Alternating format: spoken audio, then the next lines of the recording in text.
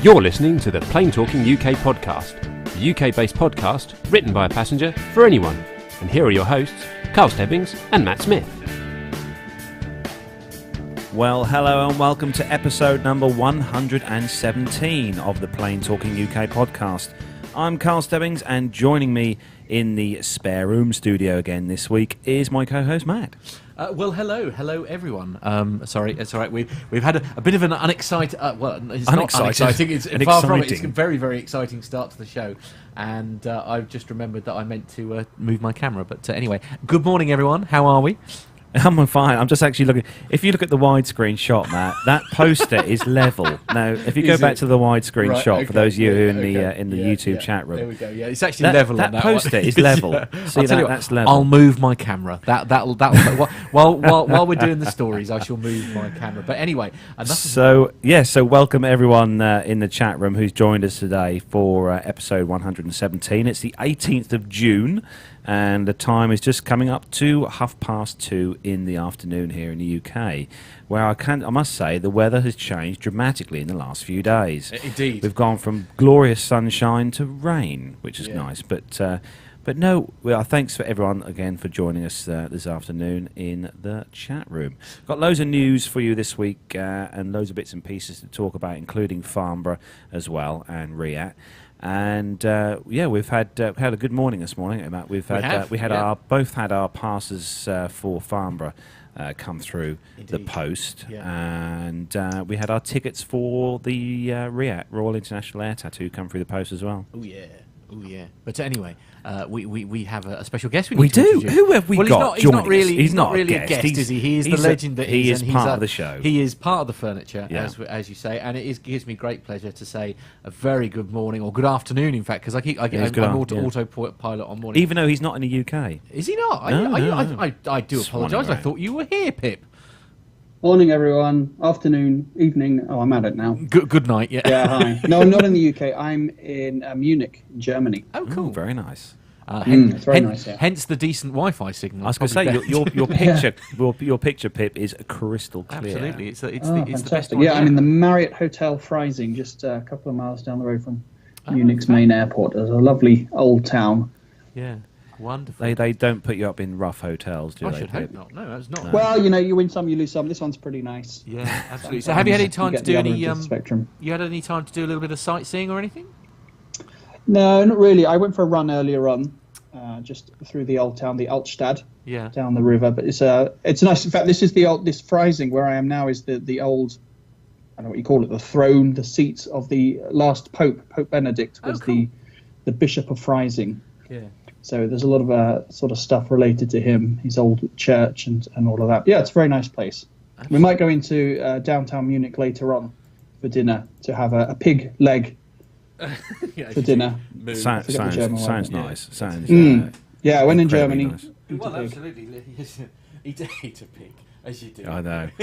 So how's the flying been going then, Pip? Had some good flights this week? Yeah, quite interesting. It's as you've probably noticed, there's a lot of storms around, very unstable weather across Western Europe these last couple of weeks. So spent the days dodging storms, looking at the weather radar. But yeah, it's been quite nice.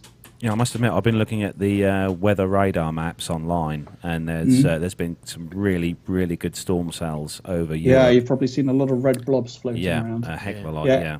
In fact, we were flying yesterday into Hamburg, and the airport closed just as we arrived. So we had to sit in a hold for 45 minutes or so whilst they waited for the weather to clear off. Wow. Oh. Wow, sounds mental. So are you just waiting for that call then at the moment then, Pip? Yeah, so I should explain. I'm rather unusually on standby at the moment. We got in yesterday afternoon, and another crew took the aircraft off to St. Petersburg, I think they were going. So we're here with no aeroplane. So we're just on call. So technically, your phone could go at any for moment. Another couple of hours. So the phone might go at any second. No, that's fine. fine. I think I'm probably safe by now if it's not gone already. Great. So you're here for the whole show, Pip, hopefully. And famous last words. We've got lots of news and stuff to get through. So we are going to start the show as we do each week with our rundown of the weekly news from around the world and the UK. So if you're ready, Matt. Yes, I am. And if you're ready, Pip. I am ready. Let's go.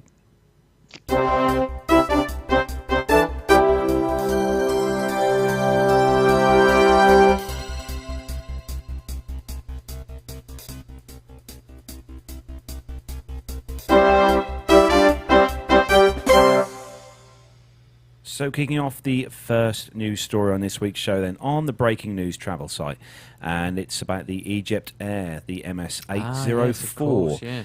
And they've actually located the wreckage now of the crashed Airbus and of the A320. They've also raised the black box. I think they've raised the flight deck recorder, the audio recorder from the sea, and they've located several main locations of wreckage as well. And 66 people were on board the Airbus A320 when it came down on May the 19th en route from Paris to Cairo.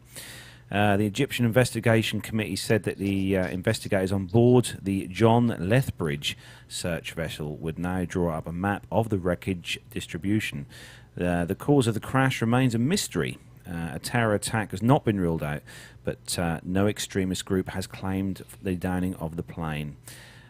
So, yeah, I saw those pictures. I'm guessing quite a lot of you guys who look at the Aviation Herald website, Simon's great site there, would have seen the update on there, and the photographs as well of the recovered, the actual recovered storage cell, the actual black box, which is orange, as most of us will know.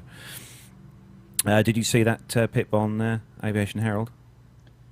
Yeah, well, I saw it on the BBC. Okay. But, yes, that's good news. There's a few interesting bits and bobs from that story. You mentioned there that no terrorist group has yet claimed responsibility, which I think generally has been taken as a good thing. But actually, I read quite an interesting article the other day that proposed a few terrorist-based theories, and rather worryingly, it might indicate that this is perhaps a new terrorist cell, or perhaps that ISIS or whoever have found a way of getting devices onto aircraft, and they just want to, keep it quiet, want to keep it to themselves. They don't want to advertise it too much. So maybe that's why we've not heard from any terrorist organizations. But of course, it's pure speculation and far too early to tell. I mean, part of me almost, I know this sounds terrible, and I shall no doubt get told off for this, but part of me almost kind of hopes it's something like that rather than a complete catastrophic engine failure. Yeah, I know what you mean. Yeah, I mean, it's awful either way, but, it's just, they're so safe. I mean, this sort of thing is so unbelievably, so unbelievable these days. I mean, given how technology's moved on and how amazing these aircraft and things are. I mean, part of me sort of almost sort of hoping maybe that it isn't mechanical, but well, now we've got the boxes. I'm sure it will be a very short space of time before we get a much better understanding of what happened. Now, as I understand it, the wreckage is in several parts, widely scattered, which I mean, you can read something into that. Yeah. You might expect. In fact, usually when you aircraft crash, you find them in a couple of big sections. You might find the tail section and the fuselage section all in one go. But I mean, it's been very quiet, but it seems that it's in lots of different pieces all over the place, which maybe indicates that it was fairly high velocity impact or some sort of airborne breakup. Indeed. And in fact, Jen has actually said in the chat room, she said we'll know more when the data recorders have been analysed, of course. Yeah. I mean, hopefully... I think initially they're being taken to an Egyptian centre to be analysed and checked for damage. So they may well be downloaded there, or more than likely, I would have thought they'll be sent off to either Airbus in Toulouse to be downloaded, or possibly to our very own AAIB up at Farnborough. For those guys to have a look. Yeah, well, but I'm sure it won't be long before we hear something. Yeah. No, well, let's hope so. So moving on to the next story, Matt, this is all yours. Yes, the next story, this, as per usual, shock, horror, surprise, all of the above. It is a Ryanair story. This is on the Breaking Travel News website, and the headline is Ryanair rolls out new booking options for business travellers. Now, I have a story about business travelling with Ryanair, which I can cover in a moment, because Mother flew business class with them to Ireland, but we'll come back to that. Ryanair has unveiled its new Leisure Plus fare, offering customers a discounted bundle of travel extras, including priority boarding, a reserved seat, and a 20-kilogram bag. Ryanair also launched an improved Business Plus service with flight change flexibility extended to 2 days either side of the scheduled flight date, as well as on the day of travel. From today, Ryanair customers have a choice of 3 types of fare. Now, actually, I disagree with this because Mum booked this before she went to Ireland. She went a couple of weeks ago. So this is a little bit late to the party, this particular headline. But anyway, Business Plus, which features security fast track, a 2-day flexibility on ticket changes, as well as on the day of travel, which I think is interesting, a dedicated desk and free airport check-in. Ryanair spokesman Kenny Jacobs said Ryanair is pleased to launch Leisure Plus. Now this is different. Leisure Plus, offering leisure travellers, holidaymakers, and city breakers a tailored bundle of discounted travel extras. Following extensive customer feedback, Leisure Plus has been specifically designed for leisure leisure customers, allowing family and friends to board first, sit together, and carry all they need, while already enjoying Ryanair's famous low fares, on-time flights, 2 free carry-on bags, and improving customer service. We've also enhanced our popular Business Plus offering, extending the flexibility on ticket changes from 1 day to from 2 days, either side of the original booked date of departure, as well as changes on the day of travel, ensuring an even better service for businesses of all sizes. Now, this is perhaps a naivety on our point, but I'm sure Mum won't mind me saying, obviously, she has to use a stick to move, and they wouldn't let her use her business class seat because of where she was sat. So she had to go and sit in cattle class. Yeah, I was just looking in the chat room. Tony S has put in there about Ryanair being nice to passengers, which they are. Yeah. But I'm sure, as they said in the chat room, that this service, I'm sure this was released last year, but whether the actual Leisure Plus thing is the new thing or the that's right, Business Plus.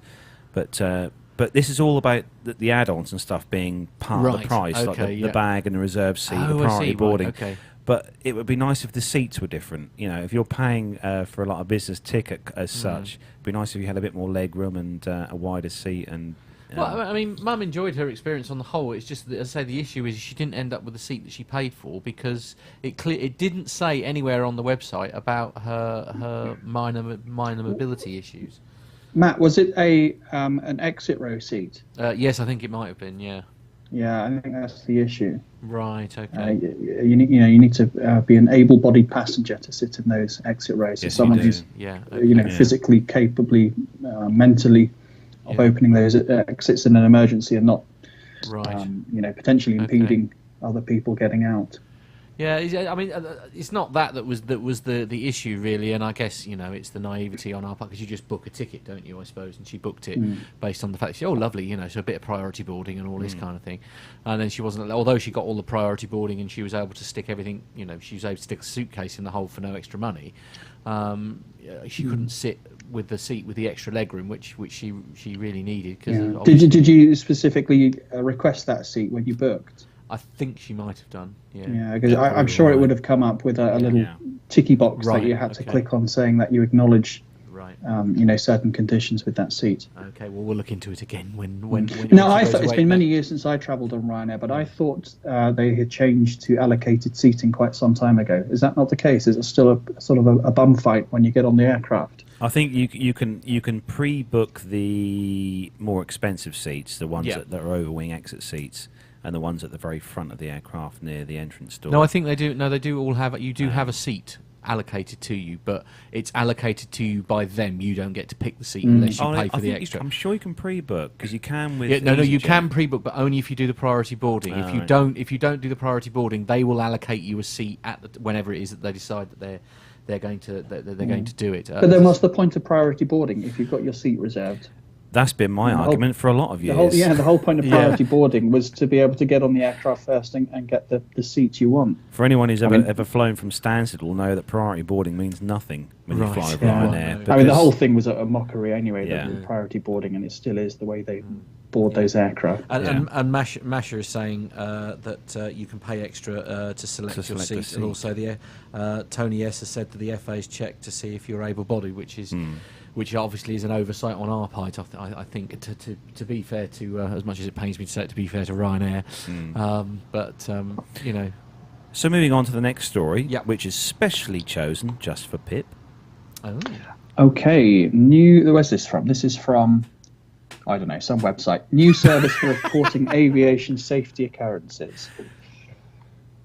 A new online service allows organisations and individuals to report aviation safety occurrences to aviation authorities. Developed by the JRC, whoever they are, at the request of the Directorate General for Mobility and Transport, and in collaboration with aviation authorities, it will inform industry and regulators about the potential risks and hence support their decision-making. The new service will complement the European Coordination Centre for Accident and Incident Reporting Systems and shorten the process which is used to collect different formats of data and convert them into an occurrence report. This represents a major cost efficiency gain for national authorities and improves the quality of data. While air transport remains one of the safest forms of travel, expected air traffic growth in the next decades exceeding 2% per year presents a significant challenge to the EU's efforts to prevent an increase in the number of air accidents. To date, the aviation safety system is mainly a reactive and prescriptive safety system. Safety improvements essentially result from technology progress, compliance with prescriptive regulations, and lessons learned from accidents. Additional actions are needed to avoid a rise in fatalities and accidents in the future. With this in view, the EU and member states have started moving towards a more proactive, evidence-based, risk and performance-orientated safety system. Such a system requires a systematic and continuous collection of safety information to ensure that any new hazards or risks are rapidly identified and mitigation actions implemented and revised if found to be ineffective. In addition, a safety system where the EU and member states are aiming to concentrate available resources on higher risk for a better efficiency of safety measures. Safety information supports a risk-based oversight of regulated entities. Wow. Bear with me, there's just two more short paragraphs. The reporting, analysis and follow-up of occurrences is supported by a broader safety risk management process that helps to identify the main safety issues and risks. This process involves continuous dialogue and full engagement from all involved, the industry, European Aviation Safety Agency and member states as part of the routine safety management activity. This includes feedback and lessons learned to improve safety. I'm not going to read the last paragraph. So when you sent this to me, I had to read this a couple of times to figure out what on earth it was talking about. What for you as a pilot, like you obviously fly the BizJets and stuff, Pip. I'd imagine it's the same for commercial, jetliners and stuff. What is the procedure for sort of reporting a safety incident as such? Is there a kind of avenue? Every operator has to have an implemented SMS safety management system. So they have to provide a process where you can report incidences. You can do it anonymously. There are certain categories of events that you're obliged to report. That's called an MOR, mandatory occurrence report. And currently, I had a look the other day, our list of obligatory incidences ran to about 82 separate items. So you report it as a crew member, that gets fed into the safety department, and the safety department will then share it with the national authority, and then all those reports get collated by the national authority and shared between the member countries, so you can identify trends and risks from all of that. What this is saying here, it doesn't really give much detail, but it's suggesting that there's a new online system being implemented, which makes it easier for smaller operators to input into the greater system. They don't give much detail here. But what I do agree with here, it's saying that the aviation industry generally is quite reactive. We're pretty good at identifying issues once they've arisen. So, going back a couple of decades, we saw that CFIT accidents and incidents were a big problem. So we addressed them. We dreamt up new technology, new procedures. More recently, we've seen a lot of loss of control accidents, and we're starting to address those. But what we're not particularly good at is predicting what the next big thing will be.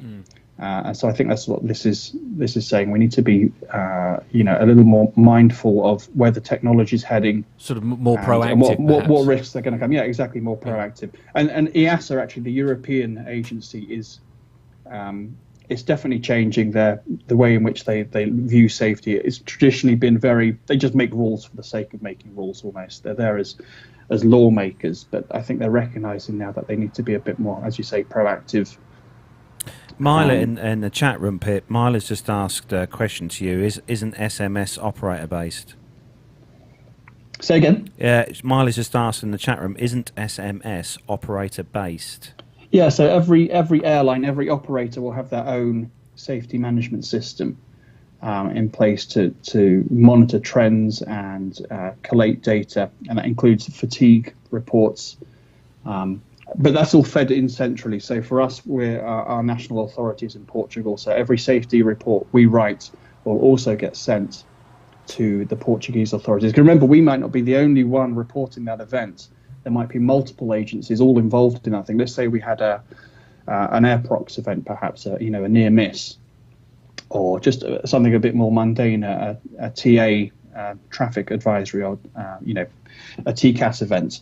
So we'd report it, the other airline might report it, and air traffic control might report it as well. So the national authority is then able to get those three separate reports, collate them all together, and come out with one sort of master report, if you like. There we go. Indeed. I always thought that SMS stood for short message systems. Anyway, that would just be text message. Is that what you were getting at, Myla? If not, then seriously, if that's not what you meant, No. I think you've answered the question. I'm just being special. And good night to Glenn as well. Glenn Towler's he's going. He's very early in the morning. Like 1 o'clock in the morning or something silly where he is. Yes, absolutely. So next story on this one is on the Breaking Travel News site. The headline: Euro 2016 EasyJet to announce scores in flight. Now, part of me is actually quite shocked that you've I've got this story. I know, it was a faux pas. Yeah, because you love football. It's your favourite thing in the whole world, I seem to recall, is it not? No.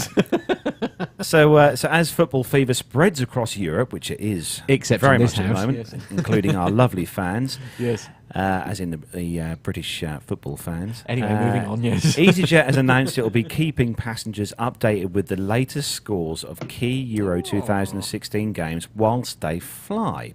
EasyJet is ensuring its passengers and crew are not left out of the action, as they will be able to receive the latest scores directly from the airline's operations and control centres at its Luton head office base during their flights. Nice. The airline is gearing up to fly hundreds of thousands of fans to games across France, and EasyJet is seeing an increase in demand from customers for flights to and from French cities hosting the European Championship games as football fans travel to matches across Europe. The scores will be relayed via Aircraft Communications and Addressing and Reporting System, or ACARS messages, the only way to communicate with EasyJet's aircraft flying at 38,000 feet, to airborne aircraft, which can then be announced by the crew to passengers who wish to know. That definitely wouldn't be me. Stop it. What do you think about that then, Pip? Is that something you offer with SafeJet? It is not, and honestly, it's not something I care for. Really? I like the football. I'm watching the competition, of course, but I think there's enough announcements and being bombarded with stuff on low cost flights that is. And no, if there was a big England game going on, I'd not want to hear the result over EasyJet PA. It's something I'd like to catch up on later on. I wouldn't, I'm forever having games ruined by people telling me the result. But with that in mind, I would just like to inform everyone it's currently Belgium 0, Republic of Ireland 0. Okay, you've heard it here first. So welcome to a new listener in the chat room. We've got David Batterby. He's in the chat room at the minute. So good afternoon to you, David. Someone known to me. Yeah, you can't get the chat room to work. Can't get the chat room Matt can't get the chat room to work. No, I've got too many buttons. I can't cope. So on to our next story, which is all yours, that Matt. Would be me, yes, that'll be yours. Oh, really? Look, why did you... Right. It's a nice story. Is it actually? It's just I get very nervous every time I see that first word. So it's the great breaking travel news. Indeed. Breaking travel news is I'm going to take that soundboard away from you. I know. And the headline is Ryanair unveils new promotion. Ryanair has launched a drive and fly promotion. That sounds like something that ought to involve food. Maybe not if it's Ryanair. Promotion offering the first 10,000 customers to hire a car using Ryanair's car service a €10 discount off their next Ryanair flight. Powered by Car Trawler, Ryanair Car Hires offers customers a direct connection to over 1,500 leading and independent car retail agents in over 30,000 airport and city locations across 174 different countries. The drive and fly promotion runs until Tuesday the 30th of June, and the flight discount will be valid for booking flights for travel before the 1st of December 2016. Customers should log on to Ryanair.com today to book their car hire and save even more on their flights. Ryanair's Robin Keeley said that Ryanair customers already enjoy the lowest fares in Europe, and now we're offering an even cheaper getaways with our drive and fly promotion. The first 10,000 customers to make their car hire booking on Ryanair.com website before the 30th of June will receive €10 off their next Ryanair flight. Customers should log on to the Ryanair.com website and help further drive down the cost of their break. So now Flydrive. I mean, this has been going for years. Flydrive. Well, it has, especially, but not so much here. More in the States. Yeah. But I wonder if they've done it perhaps because it hasn't been particularly successful where they moved away from Hertz. The affiliation they have with Hertz. Absolutely. Yeah. I mean, I'd hired several cars through Hertz via Ryanair, and they were quite reasonable, decent. But we covered a story on last week's show, if you remember, about that Ryanair are going to be doing hotels and stuff like that. They're going to be doing a whole everything. Sounds absolutely terrifying. Yeah. Perhaps Ryanair will open their own hotel. Well, EasyJet did. Ryanair Hotel. EasyJet did, didn't they? EasyJet have got easy hotels. Yeah. I can't imagine what the Ryanair ones would be like. I always feel a little uncomfortable when it's an easy hotel. It's like, oh, I see, right. It's a relaxed place to go out. Yeah. Oh, here we go. To be fair, this is something airlines have been doing for years anyway. Yeah. Go onto the British Airways website and they'll try and flog you car hire and hotels and all the rest of it. So, and I think Ryanair has been doing it for years as well. It's just. It's sort of been brought to the forefront. Just a new promotion, €10 off. Doesn't seem a particularly great promotion. No, not at all. Not the exchange rate as it is at the moment, anyway. But so you guys, I mean, you must get something from Ryanair in return for all the advertising you do for them. Do you know what we should do? You're almost their greatest proponents, are you guys? Yeah, something like that. Yeah, he makes a good point. I'm looking makes forward a good to the time that next time I do. I'm absolutely terrified that if I do go on a Ryanair flight, I'm going to be recognised. I'm absolutely terrified. I certainly don't wear my T-shirt. Let's put it that way. How is your T-shirt, by the way? Did you is it making an excellent rag now? Pip. Yeah, thanks for that, I think we're using it as a dog blanket. Splendid, absolutely. It's the only way forward, I can't wait to send you your replacement one, Pip. Yes, absolutely. Got new logos for it. Yes. Masha's actually put in the chat room, she said, will a discount be paid out in scratch cards? Possibly. I hope not. It probably is, yeah.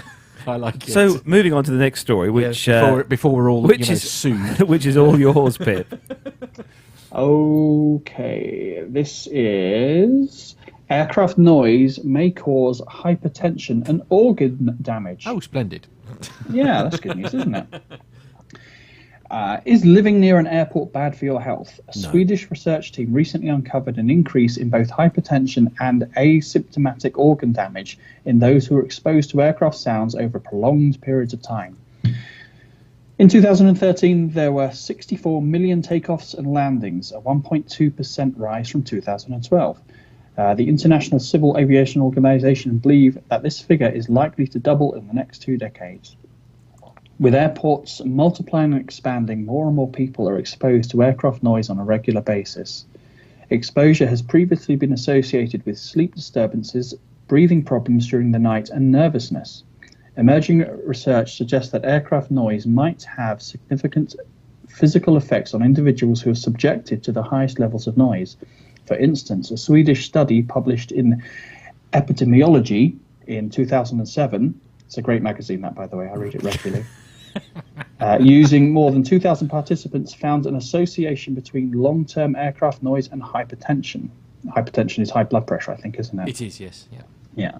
Similarly, a study using data from more than 6 million individuals published in the BMJ in 2013, another great magazine, found that individuals who lived in areas with the highest levels of noise exposure had a 3.5% increased cardiovascular hospital admission rate. I have to confess, I do often quite read the British Medical Journal, because we do actually have it at home.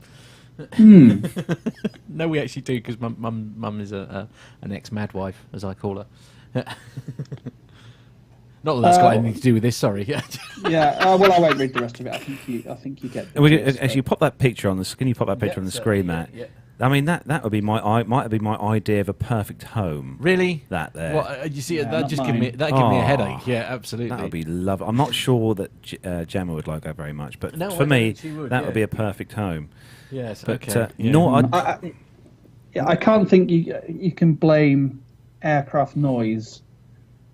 Maybe it's a small factor in general poor health, but I don't think you could solely blame aircraft noise and disturbances for high blood pressure and organ damage. I mean, that sounds a bit... It seems very extreme. I can't help but feel these people who are doing the research on this are perhaps looking for deeper pockets to merrily sue. Yeah, I mean, that's... Here's my thoughts. If you're living near an airport, those areas tend to be...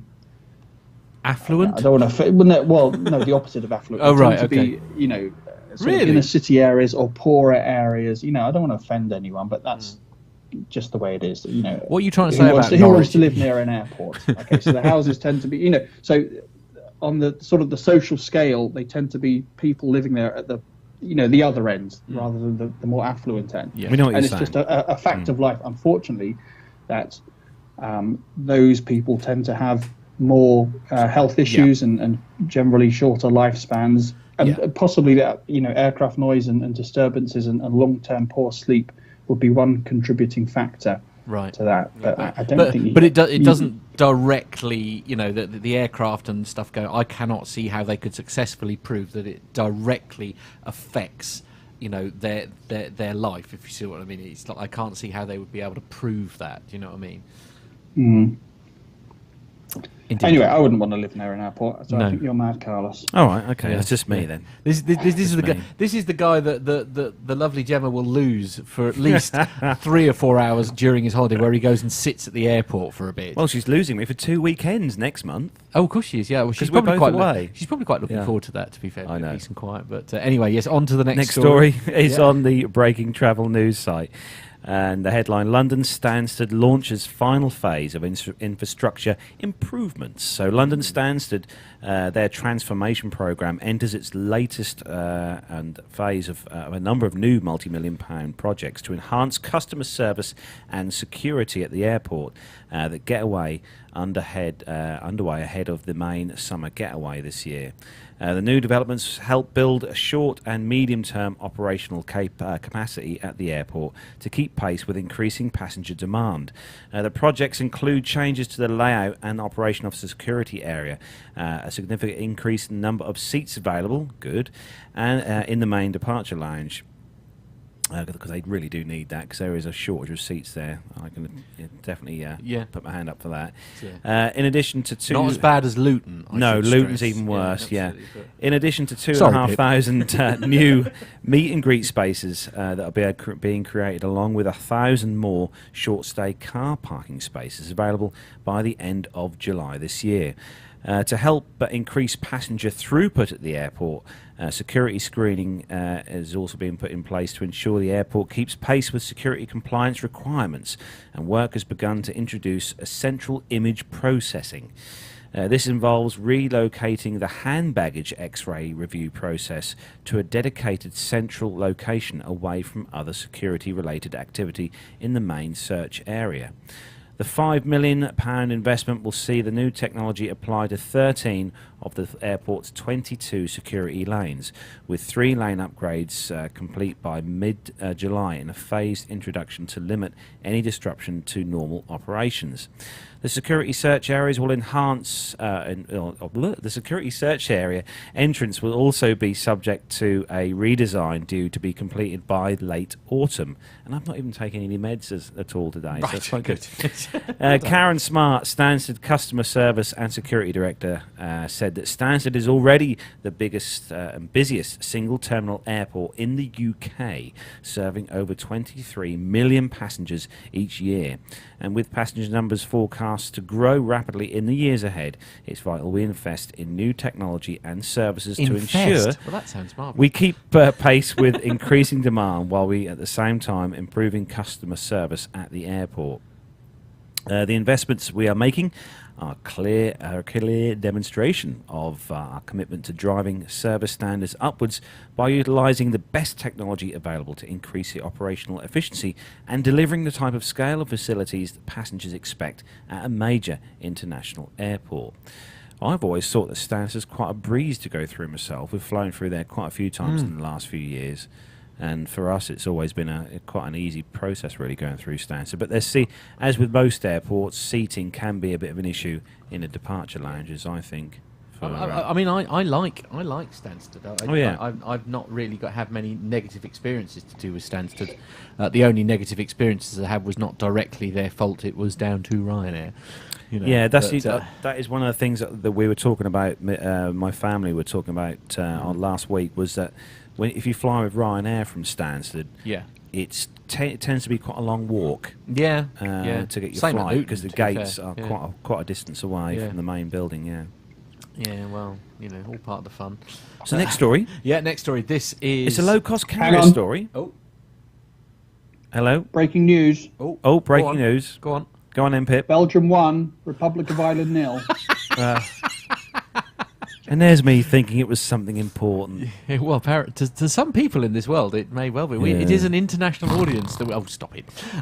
Anyway, breaking travel news is the website. Headline is Norwegian launches low-cost flights from Edinburgh to Barcelona. Ooh. Now, Barcelona is one place I would love to go. Thank you, Freddie Mercury. Thank you. Low-cost airline Norwegian continues its UK expansion this week with the launch of its newest route from Edinburgh to the cosmopolitan city of Barcelona. Norwegian's brand new twice-weekly flights to Barcelona take off, departing on Wednesdays and Saturdays, offering passengers an ideal schedule for a short summer getaway. More than 15,000 seats are available to book, with the only airline at Edinburgh offering passengers free in-flight Wi-Fi on brand new 186-seat aircraft. Barcelona continues to offer something new and amazes visitors with its Mediterranean culture, traditions, gastronomy and heritage. The city's modernista sites, there we go, see I'm getting there, including Casa de la Puns, are opening their doors for public visits, and holidaymakers can also access a world of nature, charming coastal villages and vineyards. Now we're talking beyond Barcelona. The Catalan capital becomes Norwegian's sixth route from Edinburgh Airport, as the airport is also considering new transatlantic flights from the Scottish capital using state-of-the-art aircraft such as the new Boeing 737 MAX, giving passengers even more affordable choice to the world's top destinations. Thomas, who is the chief commercial officer at Norwegian, said, "We have major expansion plans at Edinburgh, as our affordable flights are continuing to be a huge draw for Scottish passengers. Last year was our busiest ever at the airport, with over 20,000 passengers flying with us, and now holidaymakers can combine city sun and sand with Norwegian's new affordable flights to Barcelona." Norwegian already serves 5 business and leisure destinations from Edinburgh Airport to Malaga, Tenerife, Stockholm, Copenhagen and Oslo, having flown more than 1 million passengers since the airline began flights from the airport in 2009. So that's good news, definitely for all those guys living up north. Then, to be able to have that opportunity to fly with Norwegian. Because indeed, do they have it? Have they got many bases here in Gatwick? The UK? Yeah, they fly quite a lot of flights from Gatwick. They do their I can see Pip nodding. Transatlantic flights from Gatwick and eating, by the way, and eating. Yeah, absolutely. I'm fairly sure that Pip Toblerone. Toblerone, upside down Toblerone. Love it. Anyway, sorry, carry on. Yes, so I'm fairly sure that Pip has probably seen one of their Dreamliners whiz past his Hawker at some point. And they're getting more of those Dreamliners all the time. Yeah, really? Yeah. Norwegian are really expanding. Really, yeah. No, it's good. Well, is it Norwegian that we're looking at where they're talking about going to Las Vegas? That's it. Yeah, the really cheap flights. Yeah, we covered that a few episodes back. It was less than. It was a 430 quid return. Yeah, it was something ridiculous. Stupid. Really, number. really cheap. Yeah, absolutely. Anyway, this is my favourite word as well. Next story. Bombardier. Sorry. Next story on the Market Wired site. Okay. And the headline, Bombardier CS-100 aircraft. You look at it, I know. So the Bombardier CS-100 aircraft awarded type validation by both... actually, is this Pip's story? I think it's Pip's story, actually. Actually, this is your story, Pip. Feel free to steal it. He had a mouthful at the time, so I thought I'd do the headline. Yeah. So the headline then, Pip, is... I know. Okay, pay attention, Matt. The Bombardier. Yes. Bombardier. Sorry. Bombardier. CS-100 aircraft awarded type validation on both European Aviation Safety Agency and FAA. Hooray. As the newest single-aisle aircraft to enter service in close to 30 years, the C-Series is readying to launch operator Swiss at the end of June 2016. I don't think I read that sentence right, did I? Is that right? Is it really the newest single-aisle aircraft to enter service in close to 30 years? Really? Anyway, Bombardier Commercial Aircraft announced today that its CS-100 aircraft has been awarded type validation by EASA and FAA following a comprehensive testing program. EASA and FAA validations follow the CS-100 aircraft type certification awarded by Transport Canada in December 2015. EASA's validation paves the way for the delivery of the first CS-100 aircraft to the launch operator Swiss International at the end of June, and the aircraft's entry into service in July 16. So next month, that'll be good. The FAA validation is a required precursor to operation of the aircraft in the US. In the same week that This is a quote here. In the same week that our C-Series aircraft surpassed 5,000 flight hours and the first Swiss aircraft readies for its first flight, we are celebrating another very proud moment with the receipt of the CS-100 aircraft EASA and FAA type validations. I congratulate their teams, for all their hard work in delivering these latest significant accomplishments, said Robert Dewar, Vice President, C-Series Program, Bombardier Commercial Aircraft.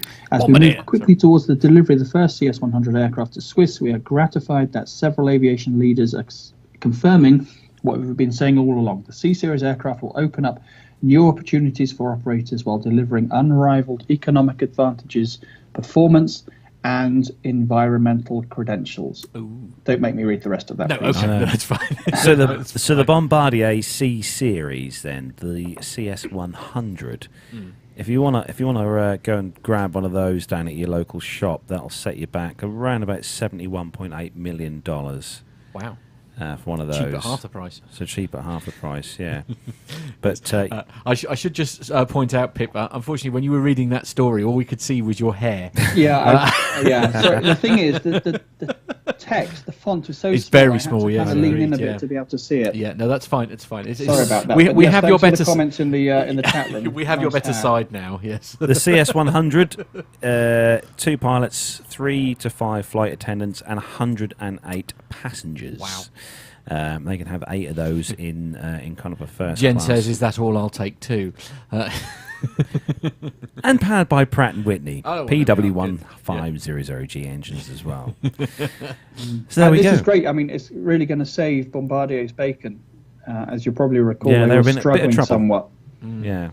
They put a lot of resources into this, and if it didn't sell, it was going to be bad news for them. In fact, you remember quite recently they've shut down or announced they're going to shut down their big Bombardier works in Belfast, in Northern Ireland. Yeah. With the loss of several thousand jobs. They got a lot riding on this. It must be very difficult because we're forever reading stories out involving either Boeing or Airbus. I mean, if you are one of the sort of like not the outsider, you know what I mean? Because Bombardier obviously is a massive aircraft producer, but it must be very difficult to compete with the big boys, if you like, if you don't have those kind of budgets almost to sort of play with. I mean, it must be very. Well, hard that's right. I mean, you really got to have the financial clout to to see you through the implementation phase of a new aircraft. And there are other operators out there, manufacturers. Embraer have been quite successful. Bombardier now. I mean, Bombardier were always very successful on the BizJet and regional jet market.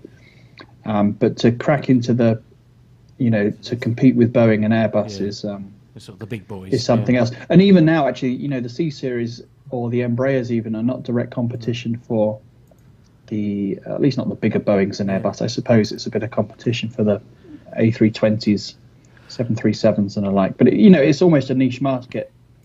What these guys are attempting to crack into. The train geek in me sort of says that actually recently I went up to the Lake District by train to collect a coach actually for the firm that I work for, and the train that I was on, which was a Virgin train going all the way up to Glasgow, was made by Bombardier. Bombardier, they do make trains as well. Yeah, absolutely.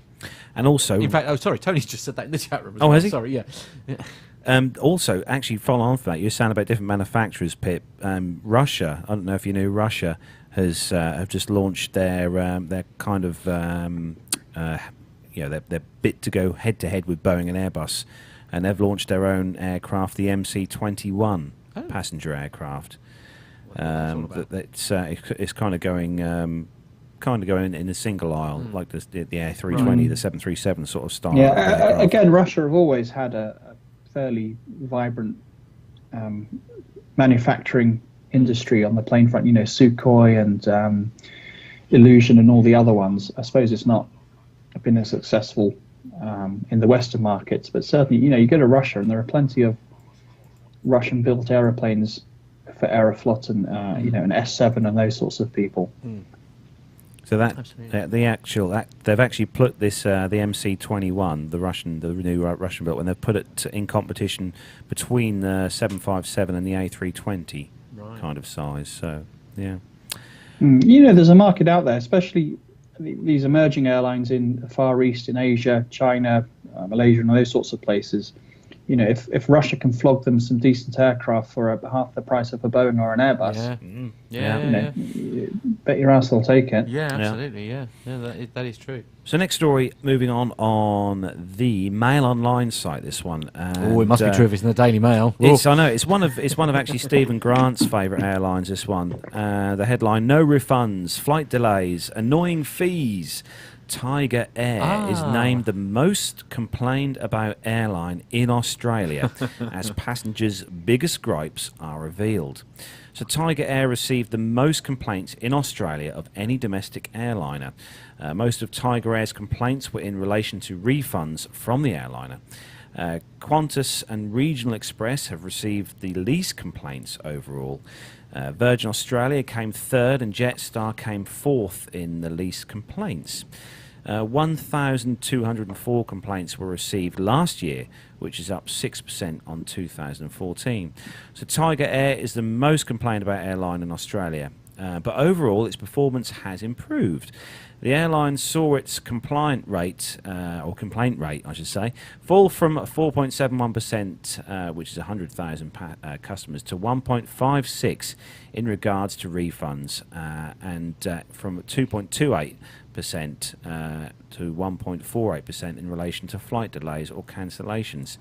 Head of communication for the airline, Vanessa Regan, told Adelaide Now that this rate was 0.005% of all Tiger Australia's passengers. She also said this is extremely low compared with many other industry sectors. Ms Reagan also added that the year-on-year complaints have decreased by 36% and were down 45% since 2013. So Tiger Air there, if we move that picture back up to there, you'll be able to see there amazing logo there of Tiger Air. Matt, I'll just put that on the screen for those who in the chat room can see. I've not flown with Tiger Air. I know some of my family have flown with Tiger Air. Right, okay. In Australia. And their experience? But they were on time and they got an okay. But for Stephen Grant, I think it's one of those airlines that they're a bit like Ryanair for us, I suppose. Really. Yeah. We all have to have it. At the end of the day, we all complain about them, but we all use them. Well, exactly. And funnily enough, the next story... Oh, for goodness sakes. Right, okay. Is... the next story is on the Irish Post, which can mean one thing and one thing alone. You realise we're going to get emails about us bashing them now. We haven't bashed them at all. Okay, Ryanair announced details of 12 additional flights between Ireland to Britain for October. The No Frills airline has announced that they will add 300 more flights between Europe and Britain in October, whilst most of these additional flights will be to sunny destinations such as Malaga, Palma, Alicante and Faro, and Barcelona. Ryanair has confirmed that to the Irish Post that 12 additional flights will be added between Ireland and Britain. The airline spokesman said that from the end of October, 8 more flights will be available from 3 Irish airports, Knock, Shannon and Dublin, to London's Luton and Stansted airports. There will also be 2 additional flights from Dublin to Edinburgh and another 2 flights from Knock to Bristol. These additional flights will only be available for 1 week to cover the Irish October bank holiday, 31st of October, and the Irish schools autumn break, which runs from the 31st of October to the 4th of November this year, said the spokesman. Ryanair recently announced that they were cutting the costs to check-in luggage by up to 17%, a saving of approximately £4 for a 15-kilogram bag. It's a shame it cost you 50 in the first place, isn't it? And then £3 for a 20-kilogram bag for flights of under 3 hours in duration, which includes all flights from Britain to Ireland. So here's a breakdown of the additional flights being between Ireland and Britain coming in October. So 2 flights between Bristol and Knock, 2 flights between Edinburgh and Dublin, 1 flight between Luton and Kerry, 2 flights between Luton and Knock, 2 flights between Stansted and Kerry, and 3 flights between Stansted and Shannon. So it's kind of, if you want to get to anywhere in Ireland, that is obviously several parts the way to go. You've got plenty to choose from. I think Mum landed at Dublin. No, it wasn't Dublin. It was Belfast. Sorry, scrap that. So Pip, I've actually got a little story to slip in on the end here. Have you? Which is a special story that Pip sent through to me earlier on this week. But Pip, you've got the next story. I would love to do this story, but I don't have the link. Okay. Do you want to read it? No. Incidentally, before you do. Yes. Belgium 2, Ireland 0. Okay. Moving swiftly on. And so the last story then, I'll do the last 2 stories. It's just me. Well, I can do this one if you like. Do you want to do that one? Yeah, okay, you do this one then. Why not? The other one didn't go too badly. Right, okay, so this is the streetinsider.com is a website, and I'm going to regret this, aren't I? GoGo, IBM's weather company, enter collaboration to improve aviation safety. Now, this is quite interesting. It's got Pip's call sign all over it, really, hasn't it? Each year, turbulence incidences cost airlines approximately $100 million due to crew and passenger injuries, unscheduled maintenance, operational inefficiency, and revenue lost while planes are out of service. In fact, studies have shown that aircraft encounters with turbulence are the leading cause of non-fatal injuries in the commercial airline industry. Dedicated to improving aviation safety, the weather company, an IBM business, has announced a groundbreaking deal with GoGo Business Aviation that will enable the delivery of real-time turbulence reports and alerts directly to pilots, dispatch and other operations personnel. Mark, who is the president of business solutions at the weather company, announced today at the Weather Company Aviation Conference that GoGo will be implementing Weather's patented Turbulence Auto PIREP system. PIREP system, in brackets TAPS, it says, a turbulence detection system, a turbulence detection algorithm on their aircraft-based communication server. The TAPS software will reside on GoGo's server, which provides access to the necessary data generated by the aircraft to create reports of turbulence intensity. GoGo's US-based air-to-ground and global satellite communication network is used to send the reports for immediate action in flight operations and weather forecasting. This is the first time a non-traditional system on the aircraft will be used to help enhance flight safety. Traditionally, flight operations personnel, pilots and aviation meteorologists received coded verbal reports with limited information on flight conditions, also known as PIREPs. Due to multiple reasons, including a lack of cockpit data connectivity, pilots were not able to get real-time updates using the GoGo network. Pilots in the cockpit will now be able to access real-time turbulence reports, and a forecaster created alerts through Weather's flight planning and operations applications like WSI Fusion and WSI Pilot Brief and aircraft communication displays. Is this something you've heard about, Pip? Because you've done a segment for us not so long back, all about turbulence and stuff. Last week, in fact, wasn't it? Yeah. No, I hadn't heard about it until you sent me this story, but I think this is great news if they can make it work.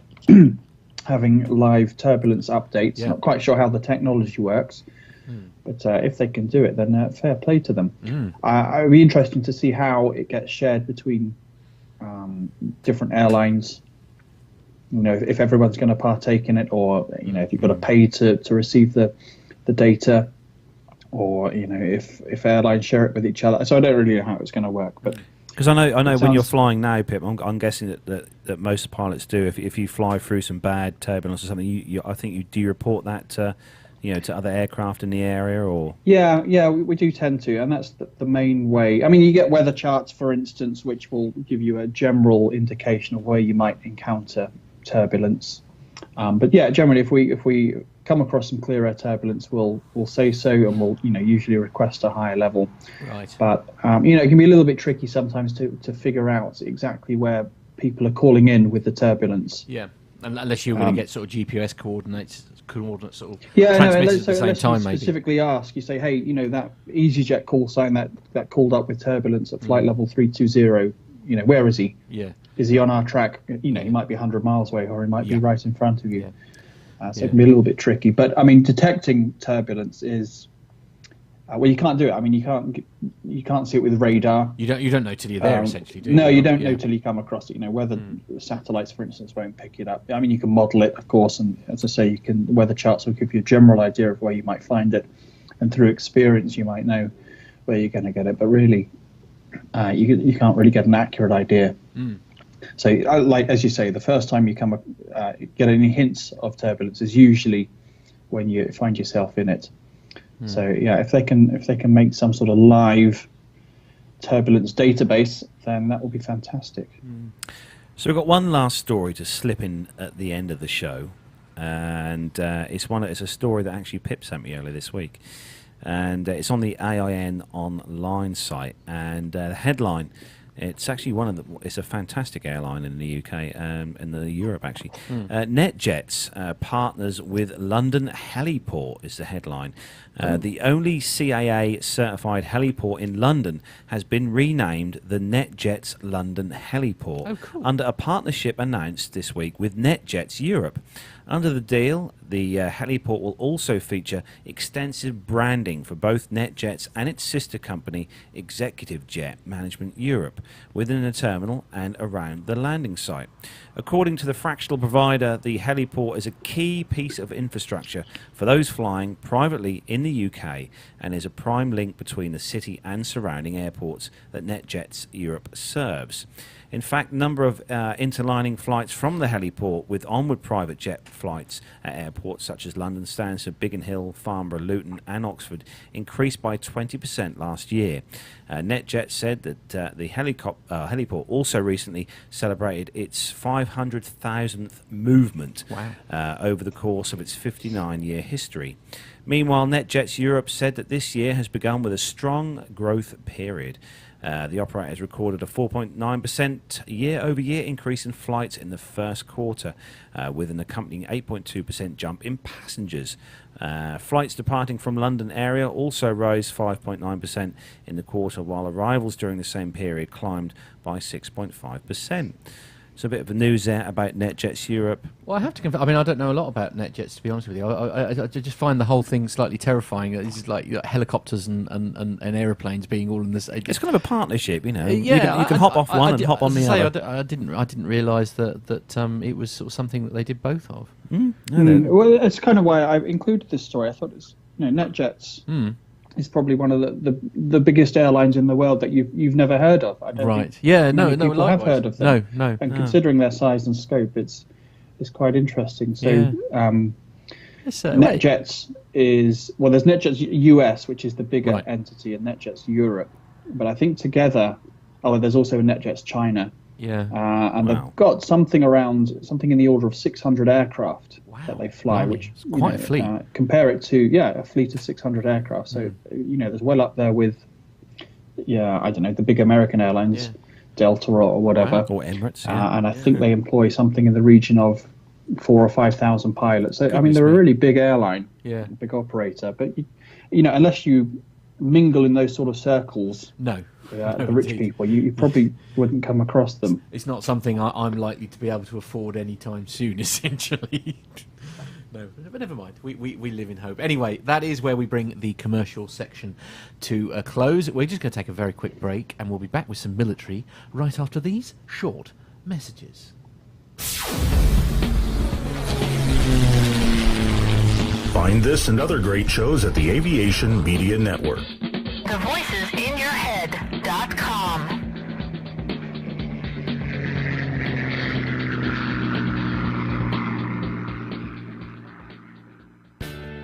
The Plain Talking UK podcast is a voluntary project that aims to keep you informed with the latest aviation-related stories from newswires across the globe. Producing our content does cost money though. If you enjoy our show, why not help us keep on the air by making a donation towards the server and website hosting fees through PayPal. Any contributions would be greatly appreciated. Are you an Amazon user? If so, why not do your shopping through the link on our website? There's no cost to yourself, and Amazon pay us a small referral fee on qualifying purchases. To find out more about the show and to meet the team, take yourself to our website www.plaintalkinguk.com, or find us on Facebook at facebook.com/plaintalkinguk, on Twitter via @plaintalkinguk, or get in touch via email on podcast@plaintalkinguk.com. Thanks for listening.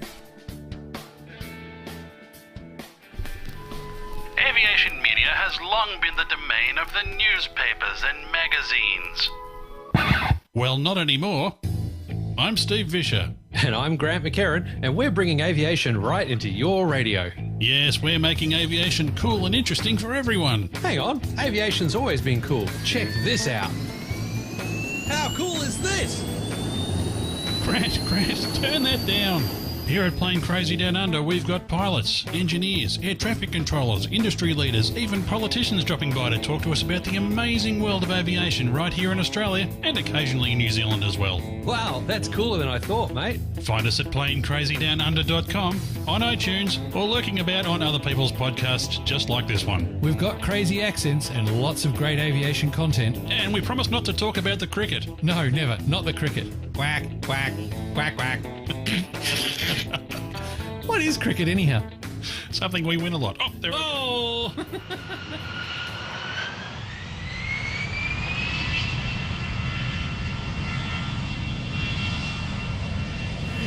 Hello, Micah. Hi, how are you guys? Well, we're very well. How are things with you?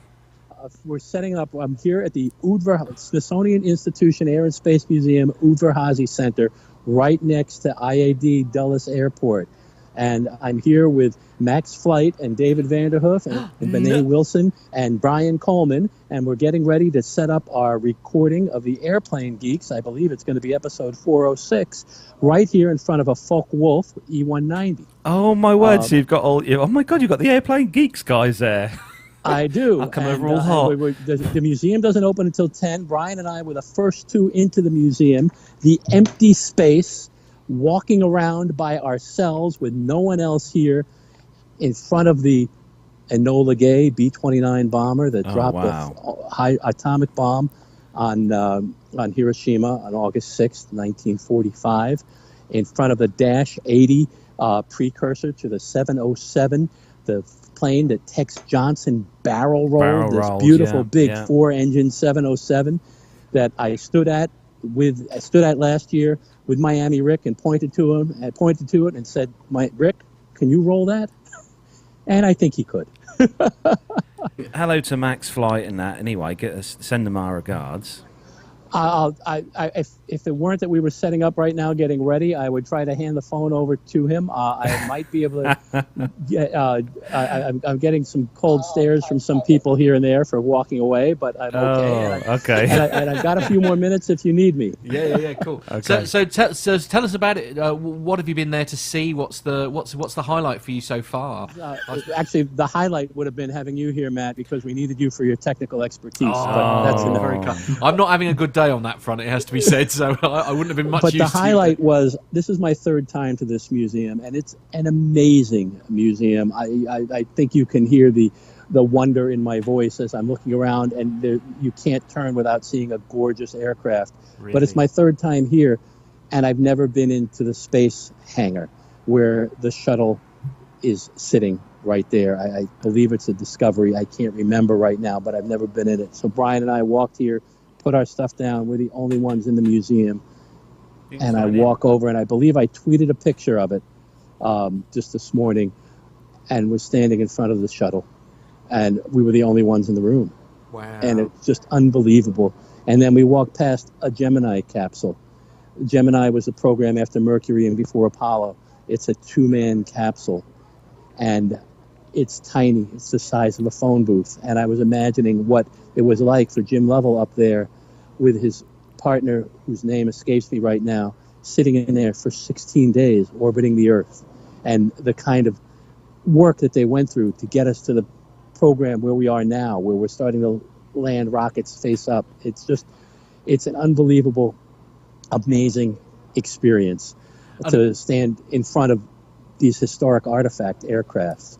A P-47 sitting here like the one that crashed in the Hudson River just a few weeks ago, facing a Focke-Wulf E-190 next to a Junker trimotor and a Concorde, all in the same room. As I turn around, I'm looking at these as I'm describing them to you.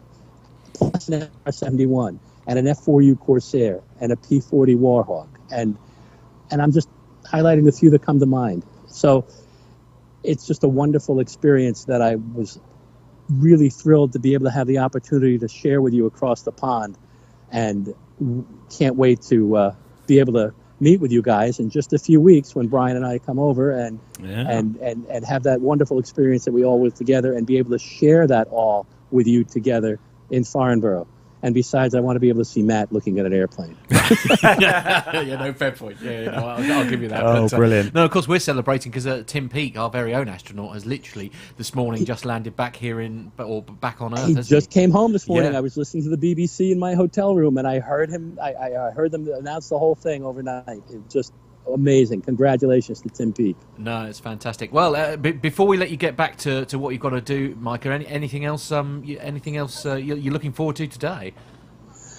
Well, it's a big long day, and it's going to be wonderful because we start at 10 in the morning, we finish up at 3 p.m. here, then we pack up, and then there's a great big meetup at the Red Robin, which is a hamburger place in Chantilly, and there are going to be all sorts of the airplane geeks that we all know. Hillel will be there, and Ken Krantz, and Dave Abbey, and a bunch of others, and I only wish that you could be here to join us. We wish we were there with you, Micah, definitely. But we'll definitely have a few beers with you soon. Absolutely, in a few weeks' time. Yeah. Well, from all of us here in the studio, then have a fantastic rest of your visit, and we look forward to hearing all about it in your next little. And one last thing, I just want to say hello to everyone who's in the chat room. I can't see, but I'm pretty sure that Neville's there, and thank him very much for helping me connect with you. And Mila in particular, the lovely Mila, who I don't know if she's in her pajamas or not, but I can only hope so. Indeed. Everyone agrees with you on that one, I think. I just want to say hi, Micah. It's Pip here. Hello. Oh, Pip, I didn't realize you were on. No, I've just been listening quietly. How are you, sir?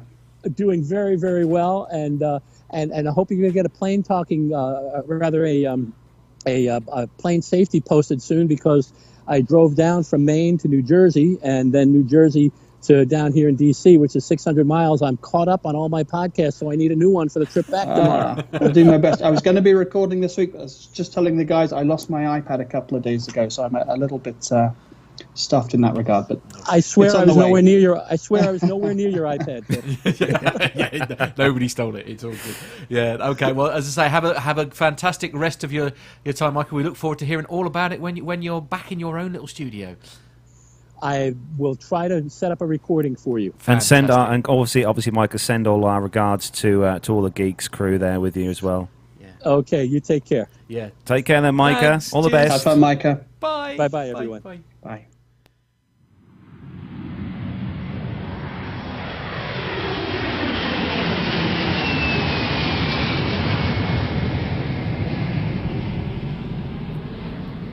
And we're back. Hello. Indeed. A little bit of a break there. Indeed. Hopefully Pip's still with us. He's not still munching on his Toblerone. Yeah, that's exactly what he's doing at the moment. Is he still eating his Toblerone? Absolutely. Yeah, it was like a family-size one. Hello, his sound's gone. I know. There he is. He's on mute. He was on Don't mute. panic. He was on mute. Okay, that's Cancel Mayday. I muted myself. I was going to squawk 7600 then. Pip. Yeah. Yeah, No, this is. it's because I've got to this into my suitcase as my Father's Day thing tomorrow, but I've eaten it already. This is my last bit. Right. Okay. Well done. Yes, it's a proud day. Yeah, absolutely. Oh, what? He's going to have to stop at the duty free on the way back home. Well, no, he hasn't got to take it home. He hasn't got to take it home for him. It's his Father's Day present. It's all his. Yeah, I'm going to eat it. Yeah, get your own Toblerone. You tell him. Quite right. Now listen. Yes. Yes. This is important. Yes, carry on. Belgium 3, Ireland 0. Wow, oh dear. Bad news for Ireland. Bad news for Ireland, yeah. Ireland getting a bit of a drubbing there, I'm afraid. Indeed, yes, absolutely. Yeah. No less than what we're going to get, I think, next time we play. I know. But anyway, there we are. So we have some military news. We do. Oh, yeah. That's to right. bring It's an you. Yeah, we've got a little bit of podcast, military yes. news for you. And we've also got just a little bit of chat about what we've got coming up in July with Farnborough and Is stuff. there much going on? There's a little bit going on, yeah. Is there? Okay, all right. And that's about at the end of the show, really. Right, But okay, are you ready to do some military news? I am. Yes, let's do it. Are you ready, Toblerone? I am so ready. Let's go. Let's go.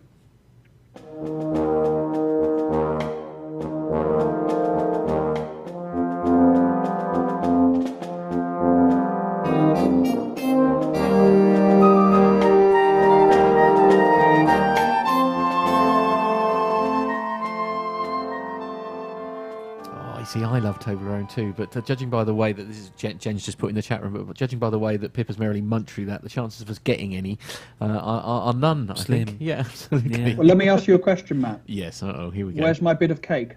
Your bit of cake on the 100th episode? Oh, that's a good point. Yes. Okay. All right. Yeah. All right. Yeah. Well played. Right, well played, Pip. Well played. All right. We'll treat you to a pint at Farnborough. Yeah. If you come there. Yeah. Absolutely. Ooh. Yeah, I've got that on tape now. Yeah, Back out. recorded. Yes, absolutely. Yeah. It's right. We're not taking the caravan this time round, so you're in luck. What I forgot to put at the end of that sentence was water. What? Pint of. No. Yay. Don't be silly. You can't give a very hard-working pilot a glass of water. I know. It's just not the way. He shouldn't be drinking either. Well, He's no. a hard-working pilot. No, but not in his downtime. He's allowed. Stop it, Mister. I operate heavy machinery. Let's get on with some military news, honestly. Yes. Okay. Yes. So yes. The first story for the military news segment this week is on Flight Global. And the headline, Typhoon weapons testing on target for the UK. So the UK's Project Centurion activity is on track to deliver a seamless transition between the UK Royal Air Force's Panavia Tornado GR4 strike aircraft and the multi-role Eurofighter Typhoon later this decade, according to BAE Systems. We're on course, says Andy Flynn, BAE's delivery director for the Centurion and Typhoon projects, said at the company's Wharton final assembly site in Lancashire on the 9th of June. By the end of 2018, the current strike potential of the Tornado must have been fully moved to the Typhoon, including its use of the MBDA Storm Shadow Cruise missile. We'll show you a picture in a moment of that. That's on the aircraft. But in its P2E guise, the Typhoon will be able to deploy the weapon, plus the same supplies Meteor beyond visual range air-to-air missile. Further flight testing of both weapons is currently underway. I'd love to know where they do the flight testing for these weapons, with the final release of the Storm Shadow the platform due to be conducted in mid-June to be made. Here we go. To be made over a test range in the Hebrides. Ooh. There we blow go. up some mountains. Lovely. Yes. The Royal Air Force will conduct additional testing from Wharton before work shifts to its Coningsby base in Lincolnshire earlier next year. Entry into service is scheduled for later in 2017 or during 2018, according to BAE. will full capability to follow. The final phase of test work with the Meteor is also scheduled for July, with this to include the last two development clearance firings with the missile. If I just scroll back up to that top picture, you'll be able to see that Storm Shadow cruise missile underneath the wing of the Typhoon. Matt just put up on the screen for you. That looks it's a rather large missile. That I will have to say. Yes, it looks like it do some serious damage. Yeah, it's not really sort of camouflaged that well with the Typhoon in bright yellow. I think by the time it's there, it's already too late. Camouflage is rather pointless. That's exactly right. Okay. So the next story is on Flight Global, and it's regarding an aircraft that me and Pip went on last year at Riyadh. Did you? Right. Okay. So this is on Flight Global, and it's a picture. We'll show you the picture in a moment because it's very difficult when I'm reading the stories and do that. But planes, no, not planes. Dear, it's not good start. Spain, even. Spain's first A400M leaves the paint shop. This is exciting. So Spain's very first A400M tactical support has been painted at Airbus Defence and Space's San Pablo final assembly site in Seville as the manager conducts preparations for its debut flight within the coming weeks. The Europrop International TP400-D6 powered Atlas, serial number MSN, so that's Mike Sierra November 44, is the first of 27 on order for the Spanish Air Force, which has previously said that it will introduce 14 of this number and decide on its plans for the remainder after 2024 due to its current funding issues. I think all countries around the world are currently experiencing those. Airbus says that the airlifter will now undergo ground tests in preparation for its first flight in mid-July. Spain will follow France, Germany, Malaysia, Turkey and the UK in introducing the transport, which is also on order for Belgium and Luxembourg. So I shall just pop that picture up for you now. And I love it. It's the whole turboprop thing. I just love the whole idea of propellers and stuff. We're so used to seeing jet engines. That is one heck of an aircraft. We were seeing the display, the A400M displaying last year at Riyadh. Me and Pip were lucky enough to go on board the aircraft as well, weren't we, Pip? That was quite a... Yeah, it was very impressive. Very impressive, yeah. I must say. What made it sort of stand out from for me, it was the head-up display. Right. Okay. I loved the head-up display. Were they demonstrating that as well? You could see. Well, no, me and Pip were lucky enough to sit on the actual flight deck of the aircraft and stuff to actually listen to or sit watching stuff on the aircraft on the flip top on the head-up display. There we go. Matt's just... Sorry, I lost my headphones there for a minute. Sorry, for a minute. Yeah. But yeah, we were lucky enough to sit up on the flight deck, and I think we were even allowed to press certain buttons and stuff, weren't we, Pip? We were. We love pressing buttons. Absolutely. Not the red one, though, eh? Fiddling with knobs. Oh, family show. But no, they're going to be there again this year at Riyadh. I think there's going to be three. There's actually going to be 3 of these at Riyadh this year. I think there's going to be the demonstration one, the Royal Air Force, and I think the Germans as well are going to bring one of their 400Ms over as well. Wow, cool. And it was great to watch the airborne display as well, wasn't it, Carlos? Yeah, it was really threw good. That thing through the air. Yeah. So moving on, the last story for you, Pip. This is quite a sad story. I think it's terrible as well. It's awful. I've left this till last because it's just not a very good story at all. I genuinely can't believe it. Let's read the story and see. In the chat room. I just saw this on Twitter the other day, and it is. You're right. This is terrible. I think anyway. So the headline is RAF cancels Red Arrow's aerobatic display at Farnborough. Boo! I genuinely can't. I just can't believe. I can't fathom it. Come on, give them a big boo, everyone. Boo! Yeah, boo! Boo! Everyone in the chat room. Boo! Indeed. Yeah, that's it. It's awful. So the Royal Air Force's BAE Hawks T1 equipped Red Arrows team will not carry out its aerobatic display during July's Farnborough Air Show amid concerns surrounding the safety of high-speed displays over populated areas following the fatal crash of a Hawker Hunter at Shoreham Air Show last August. Addressing media in Whitehall on 15th of June, Air Vice Marshal Andy Turner, the RAF's Air Officer Commanding and Chief of Staff for Training, said that while the manoeuvre display will not go ahead, the aircraft will still be appearing at the show. And he says, "We've decided that we will no longer conduct a display of the Red Arrows at Farnborough this year, but will conduct a series of flypasts, both with other aircraft types and with the display formation itself in the air. Oh, how exciting. Fly past. In Farnborough, there has been... let me start that again. In Farnborough, there has been for many years a growth in the urbanisation of the region and some changes to the domestic population, transport infrastructure and some of the businesses, Turner says. This has led us to recalculate what we think is a safe, sensible and appropriate display of the red arrows in this region, and our judgment is that it is no longer tolerable. The UK Civil Aviation Authority imposed tighter restrictions on aerobatic displays following the Shoreham disaster, which killed 11 people, and Turner says the same incident led to the RAF to carry out... start that again as well. And Turner says the same incident led the RAF to carry out reviewed, refreshed and revitalised analysis around what we think is the public appetite for such activities and how this has changed over 50 years since the Red Arrows was formed. Turner says the analysis was as much about the geographical dispersion of the area as the manoeuvres involved. The Red Arrow's full display involves aircraft passing some 15 feet apart and with a closing speed of around 740 knots between the jets. These also can be as low as 50 to 100 feet above treetop height in front of the crowd.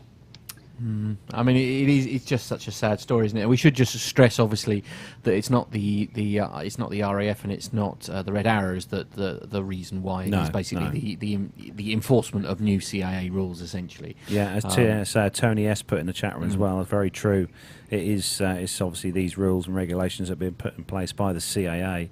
But you know, I mean, it's going to be interesting to see just how many air shows this will affect across the UK this year, because obviously there are a lot of air shows in the UK which are still going ahead, which do involve the aircraft flying close to residential areas. I'm sat here with my fingers crossed because I'm hoping, given where RIAT is based, I'm hoping that we will still see a full show when we go next year. When we go, sort of like, I think it's the following week, or is it RIAT? The first show we do is RIAT. This year. Yeah, it's all very all very worrying, really. But I mean, it's just so sad, isn't it? I mean, and there's such an iconic thing. I mean, it's just, you know, this one incident, if you like. I know it was a horrific incident. There's no two ways about it.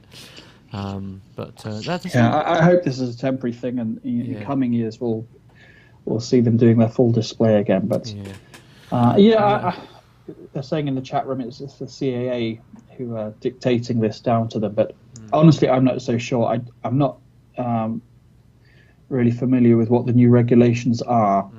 But I just think it's just a bit of overkill on everyone's part, on airshow organisers, the CAA, the Red Arrows, and everyone else within the airshow industry. It just seems to be a bit of a knee-jerk reaction. As you say, Matt, it was a horrible incident at Shoreham. But, you know, taken into context of the thousands of air displays that we have in the UK every single year, you know, how many air shows do the Red Arrows do each year? A lot. Absolutely. And there have been incidences with the Red Arrows, but they've involved training, and they've only really involved themselves. And honestly, he says here somewhere in the article that you know, one of the considerations was the public appetite for such displays. I don't think the public appetite has waned a single iota. No, far from it. In the aftermath of Shoreham. Yeah, absolutely. No, not at all. Well, and you know, and I can use the figures of our Facebook feed, that whenever there's a story that we post that involves the Red Arrows, you know, the interest in it is far greater than anything else that we post. So, you know, I'm with you. I disagree. I don't think the appetite has waned one bit for them, frankly. Yeah, and it's a real shame as well with our American friends coming across. I think we would have all liked to have wowed them with the Red Arrows and you know, a full-on proper display. However, having said all that, chances are it'll probably be peeing down with rain the whole weekend, so we wouldn't have seen them anyway. No, indeed, absolutely. It won't matter. Well, if it chucks it down with rain, we'll either be in the media tent or the beer tent. It doesn't really matter. What aircraft? Yeah. So we're gonna on that note, on that lightning note, actually, but a bit more jovial. Anyway, a bit more happy. Indeed, yes. So it's a Patreon fund. We're just going to mention someone who this week very kindly made us Pip's dancing. Very kindly upped his donation, actually, on the Patreon fund. So a massive thank you to York Mola, who very kindly donated an extra $1 to us this month. So very, very thank you very much. Few York Mola, very much appreciated indeed. Yeah. And as you guys and girls will know, the Patreon fund does pay for all of our fees for hosting the show and the server fees and stuff. Yeah. The stuff that we pay to Libsyn as well. Pip will know about Libsyn because he uses them as does Jeff. Most people do. Most people do, yeah. And also, it's going to cover our costs for going to the air shows this year and hopefully producing you guys and girls some great content at the show this year, which we've invested in a few little interesting bits of kit. Absolutely. Actually, and while we're talking about the air shows and that sort of thing, those of you who have listened to the APG show this week, in fact, will know that there's a very exciting meetup taking place while we're there. So I believe we've got the official word now. We are allowed to say. Well, yeah, which is quite exciting. There's been lots of special thanks to Neville for this one as well, and Stuart. Yeah, top effort, Nev. Yeah, absolutely. Nev, Stuart, and also Nick has also been doing some legwork. Captain Nick. Now, I didn't. I've missed the APG show this week. I'm a bit behind, so do tell us what's going on. Yeah, go on. I've missed the show, but I have been in contact with. I'll be listening to APG this week. It's late week, isn't it? Yes. But no, I've been speaking to Nev, and they've been going around and looking at various venues. And what we've got is we've got very exciting. We've got a venue room, a room at the venue which the APG guys are staying at, the Hogback Brewery. Yeah. And we've got a room there which we've hired for the evening on the. Let me get this right. We should just say that it's being hired by Captain Jeff. Yeah, Captain Jeff is very kindly hired it as well for all of us. And basically, what's going to happen essentially is we're going to do a live APG show. Yeah. From this room. So if you do want to come and you're in the Farnborough area, then you are essentially more than welcome. Here we go. I've just got it up here. Yeah. So we've got the hall, or the hall. I should say the room. We've got the room. Conference room. Yeah. Saturday the 16th. Saturday the 16th is the live. Is the live show. The live show essentially. Yeah. We're not 100% sure of times yet because that will depend a little bit on what time we leave. But I don't know. I think it's going to be late afternoon, isn't it? Yeah, late 5 o'clock-ish. Yeah. So we might have to leave the air show a bit early. Yeah. So me and Matt will be at Farnborough Air Show on the Saturday sort of morning, and then we'll come back back to the hotel. And so Saturday the 16th of July, as I said, we've got a nice little room at the Hogsback Hotel in Farnham, which is just across the way from Farnborough. And we were going to do a live show with Jeff and all the guys at the APG. I'm very, very excited to be participating in their show. Actually, it's going to be really quite exciting. So I think it's fair to say there'll be a few other surprises on the day and audience participation and that sort of thing. We've got a few things which we've got in the pipeline as well.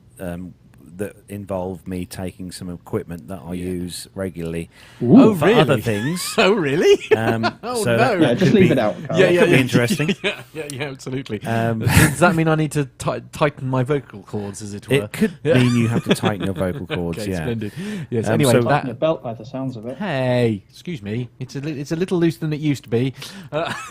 So hats off to all the guys who've been researching and looking for that. Neville, I know Neville's in the chat room. Yeah. And Neville's been absolutely tireless in producing spreadsheets and stuff like that. He's been an absolute. But we're very excited. So I shall be liaising very closely with the legend that is Neville, obviously, in regard to how we get this thing on the air. We're going to bring the little PC that you guys very kindly paid and bought for us. The Patreon donors, so the people that did that, and we're going to do. As I say, that's it. We're going to have a mass podcast essentially with a live audience, which is very exciting. Mila's just put in the chat room that me and Jeff can sing the Coffee Fund song together. I like that. That'd be quite. Yeah, that would be quite terrifying. Yes, so I think that the message is for the folks listening is we'd love to see Jeff and the gang would love to see as many people as there as possible. Yeah, absolutely. And it would be nice to have an idea of numbers. I don't know if Jeff has put something on his website yet. Yeah. But if somehow you could let Jeff the best thing to do is go to his website. If you go to Airline Pilot Guy, just go to his website over there and check out. He'll be posting some stuff on there soon in regards to sort of exact timings and stuff like that. But and I think that's the main meetup, but there's almost certainly going to be at least one other meetup during the week for those who are in the area, possibly the Friday night. And obviously there'll be a kind of a meetup as such at the show itself, because obviously us guys will all be there on the Saturday, and me and Matt will be there on the Sunday as well. So it's all very, very exciting. We've got lots of things I think we'll try and to. set up some kind of APG HQ at the air show itself.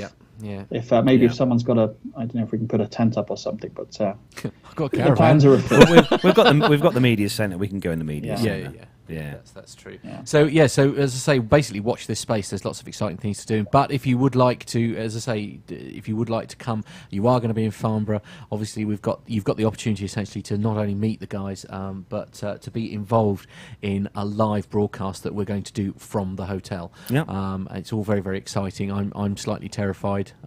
Because it's coming up soon. I think it's going to be a great event. I'm going to be there all week. You guys are going to be there. Nev's going to be there all week. Captain Al's going to be there. It's going to be great. I hadn't heard. Is Rick coming across? Yeah, Rick is coming across. Apparently. Rick is coming. That's so good. Miami Rick. So, of course, Mike is going to be there. Micah, Brian from the Airplane Geeks. So basically, between myself, Carlos, and Neville, there's going to be lots of radio mics and all sorts of things going. Lots of these things. Yeah, absolutely. Lots of mics hanging around. And hello. Myself and Nev have been talking about headphone amplifiers and things, so that we can all have earpieces and stuff. And you're going to have a radio mic and a camera to wander around with. So it's all going to be very exciting. And it's all going to be live on YouTube. So if you can't be there, make sure you're watching.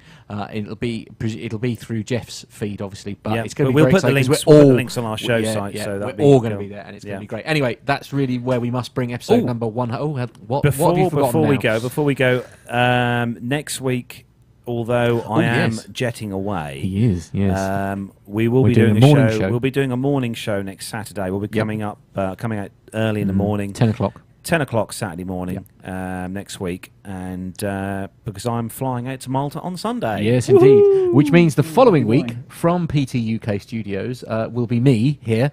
On his own, probably here on my own, and Carlos will be in Malta the following week. So, but we'll brace you more for that for next week. But that's it. But next week we'll be here in the PT UK We're running towers. massively over now. We need to wrap up. So So a big thanks then to everyone in the chat room who's joined us today. Massive thanks. There's loads of you in the chat room. Too many to mention. A couple of new faces in there as well. So thanks to everyone in the chat room for joining us for episode 117, and a big thank you as well to Pilot Pip for joining us on the show today. So hats off to you, Pip. Indeed, and always a pleasure. Always a pleasure. Of course, Pip. How on earth can they get hold of your marvellous podcast? Where can they find you, Pip? Well, at the moment, there's no podcast to get hold of, but there's there is a fantastic backlog of listening if they haven't already done so. It's at www.planesafetypodcast.com. Excellent. To get hold of our show, obviously you're listening to it, so you're obviously familiar with it already, but it is www.planetalkinguk.com. To contact the show directly via email, it is podcast@planetalkinguk.com. We love to get your audio feedback, so please do send that in to us. Facebook.com/planetalkinguk, and our Twitter handle is @planetalkinguk. And don't forget, Pip, please do release an episode this week, because I need something. I need something at work. He's on late. Had I not lost my iPad, I would have been doing it right now. But we'll just do it on a tape. So we're grateful on a cassette. It's the kind listeners. I mean, they bought you a laptop. If they want to buy me a nice new MacBook Air, that would be appreciative. Yes, no, indeed. Yes. Oh dear. Right, all part of the fun. Right, that's it, ladies and gents. Thanks very much for listening. He's actually serious. He is actually serious. Pip, give us a wave. Wave goodbye to everyone. Bye, everyone in the chat room. Thanks for listening. And from me and Matt here in the PTUK Towers in the wonderful county of Suffolk in the UK. Absolutely. It is time to say goodbye. Bye.